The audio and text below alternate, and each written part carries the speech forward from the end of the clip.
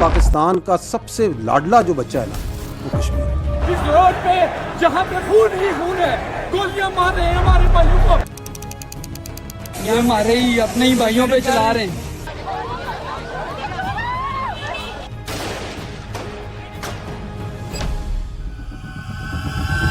देखिए आज जिस कश्मीर के लोगों पर इंतहाई जुल्म किया जा रहा है, इसी कश्मीर के बारे में कायदे आज़म मोहम्मद अली जिन्ना ने एक बहुत ही मशहूर लाइन कही थी कि कश्मीर पाकिस्तान की शाहरग है और कोई भी कंट्री अपनी शाहरग को किसी दुश्मन के हाथ में नहीं देता। लेकिन आज इसी कश्मीर के ऊपर हमारे अपने ही सियासतदानों की तरफ से इंतहाई जुल्म किया जा रहा है। सैकड़ों की तादाद में लोग ऐसे हैं जिनको अरेस्ट कर लिया गया है। कुछ रिपोर्ट्स के मुताबिक 30 से ज्यादा लोग ऐसे हैं जिनकी डेथ हो चुकी है, लेकिन कन्फर्म कितने लोगों की यहाँ पर जाने गई हैं ये अभी तक किसी को पता नहीं चल सका। पुलिस की तरफ से लोगों पर डायरेक्ट फायरिंग और टीयर गैस फेंकी जा रही है और जुल्म की सारी हदें पार हो चुकी हैं।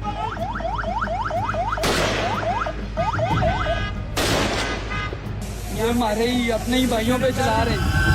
लेकिन पुलिस की तरफ से किए गए इस जुल्म के बावजूद भी प्रोटेस्ट रुकते नहीं बल्कि और ज्यादा बढ़ जाते हैं और पाकिस्तान के दूसरे हिस्सों जैसे इस्लामाबाद, कराची और रावलपिंडी में भी प्रोटेस्ट स्टार्ट होने लगते हैं। और पाकिस्तान के साथ साथ दुनिया के दूसरे मुल्क जैसे यूके में लंदन और मैनचेस्टर के अंदर भी हजारों की तादाद में लोग कश्मीरियों के लिए सड़कों पर निकल चुके हैं और हालात के अंदर एक बहुत ही खौफनाक मंजर पैदा हो चुका है।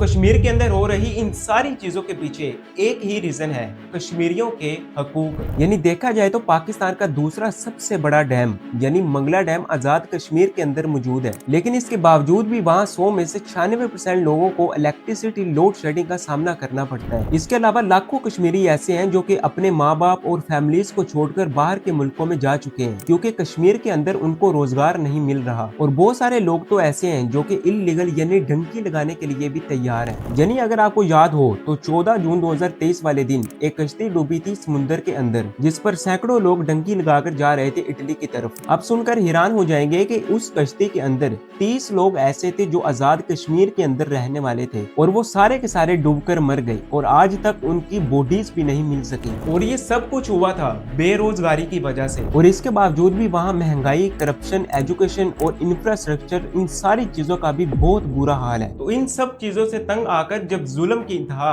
बहुत ज्यादा बढ़ जाती है तब 29 सितंबर 2025 को कश्मीर के लोग प्रोटेस्ट शुरू करते हैं और उसी दौरान वहाँ की ज्वाइंट अवामी एक्शन कमेटी की तरफ से 38 पॉइंट्स ऑफ डिमांड का चार्टर गवर्नमेंट के सामने रखा जाता है कि हमारी इन डिमांड्स को पूरा किया जाए जो कि वहाँ की आवाम का हक भी था। तो इसलिए 3 अक्टूबर 2025 को यानी प्रोटेस्ट के 4 दिन बाद मुजफ्फराबाद के अंदर गवर्नमेंट ऑफ पाकिस्तान, आजाद जम्मू कश्मीर की गवर्नमेंट और ज्वाइंट अवामी एक्शन कमेटी के दरमियान एक एग्रीमेंट होता है और उस एग्रीमेंट में गवर्नमेंट इन 38 पॉइंट्स को एक्सेप्ट कर लेती है और कहा जाता है कि आपकी इन डिमांड्स को पूरा किया जाएगा और हालात को कंट्रोल कर लिया जाता है। लेकिन इसके बाद गवर्नमेंट की तरफ से कुछ ऐसा किया जाता है जिसके बाद लोगों के अंदर की आग और भी ज्यादा बढ़ उठती है और हालात पहले से भी ज्यादा खतरनाक हो जाते हैं। 5 जून 2026 के दिन आजाद जम्मू एंड कश्मीर की गवर्नमेंट वहाँ की ज्वाइंट अवामी एक्शन कमेटी को एंटी टेररिज्म लॉ के तहत बैन कर देती है। यानी वो ऑर्गेनाइजेशन जो अपने हकूक के लिए खड़ी हुई थी और जिसके साथ गवर्नमेंट ने मिलकर एग्रीमेंट किया था, उसको अचानक से टेररिस्ट कहना ये कोई नॉर्मल बात नहीं है। यानी कश्मीर पाकिस्तान का हिस्सा है, वहाँ के लोग हमारे अपने हैं, लेकिन बजाय इसके कि गवर्नमेंट वहाँ के लोगों को उनके हकूक प्रोवाइड करे, उल्टा उनको टेररिस्ट कहा जा रहा है। तो जाहिर सी बात है ये सारी चीजें सुनकर कोई भी चुप बैठने वाला नहीं था और इसी वजह से 7 जून 2026 को बड़ी तादाद में लोग सड़कों पर निकल आते हैं और प्रोटेस्ट एक बार फिर से शुरू हो जाता है। लेकिन उसी दिन एक और चीज भी होती है जिसकी वजह से अभी तक ये सारी तबाही मच रही है। असल में कश्मीर की ज्वाइंट अवामी एक्शन कमेटी की तरफ से जो 38 पॉइंट्स चार्टर ऑफ डिमांड्स रखा गया था उसमें दूसरे नंबर पर एक बहुत बड़ी डिमांड की गई थी कि कश्मीर की असेंबली में जो 12 रिफ्यूजी रिजर्व्ड सीट्स हैं उनको खत्म किया जाए। यानी कश्मीर के लोग कहते हैं कि बिजली, आटा, पानी, बेरोजगारी ये सारी तकलीफ हम बर्दाश्त करें, लेकिन जब फैसला करने की बारी आती है तो वहाँ पर भी वो लोग बैठे हैं जो कि जहाँ रहते ही नहीं, लेकिन वहाँ के लोगों की इस डिमांड को पूरा नहीं किया जाता जिसकी वजह से लोगों के अंदर का गुस्सा और भी ज्यादा बढ़ जाता है और इसी वजह से अभी तक ये सारी तबाही मच रही है।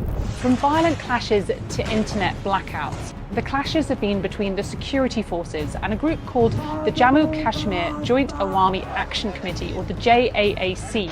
They were banned back in June.